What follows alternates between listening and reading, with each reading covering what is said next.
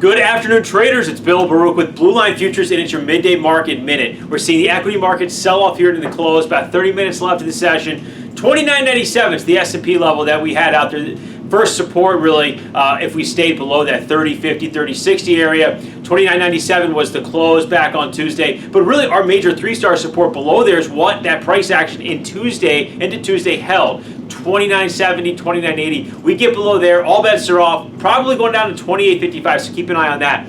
Same thing with the NASDAQ. 86.77 was our next key support level. We're moving below that here into the session. Continued price action below 86.77 really paints a path of least resistance down to 85. Still, remember, the NASDAQ did not get to that 200-day moving average. If things get ugly, 8,200 is going to have a bullseye on it. So keep an eye on that. The equities, crude oil is also looking weak. OPEC hasn't really done anything here as it solidified that $1.5 million or 1.5 million barrel per day cut. Russia's still hanging in the balance here, but crude oil is weak. 45.5 is a big level. We weren't closing before, weren't consistently closing below, and now we close at it. If we close on a weekly basis below there, a 42.30 area back, that 2018 low is really the next stop. But remember, we could see that tomorrow if things really get ugly too. So keep an eye on all this volatility.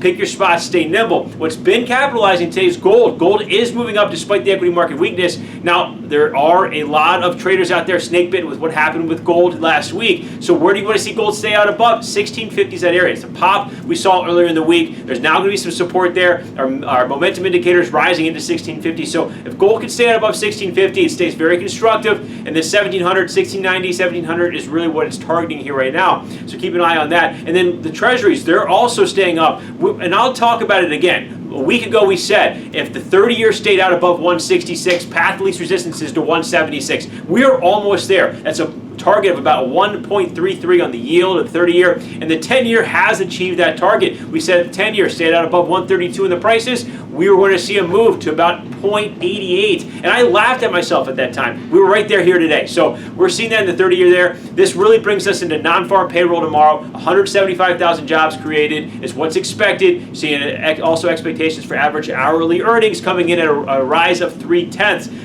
Now, obviously, this doesn't matter as much if the coronavirus continues to spread here in the U.S. ahead of the weekend. So what you could see here is risk off. But again, as we talked about last week and last Friday, be ready to see calm coming out of the weekend, and that could give a rally. So make sure you know what you're doing and how you're managing your risk.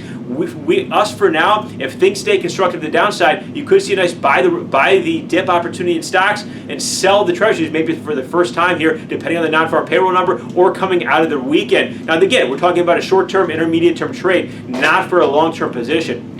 On the equity side, single stocks, we're doing completely different stuff here on the portfolio basis. That's a whole different story altogether. Lastly, on the currencies, the dollar index, it's targeting down to that 96. We talked about it earlier in the week. Stay below 97.25. Path least resistance down to 96. Again, non-farm payroll is going to matter there. And then also the euro. It's built that base above 111. 111 was that support. Path least resistance to 113. Non-farm payroll big. A lot of Fed speakers tomorrow, so stay nimble out there. Give us a call. We're here to help with anything on the board. 312-278-0500. We look forward to hearing from you.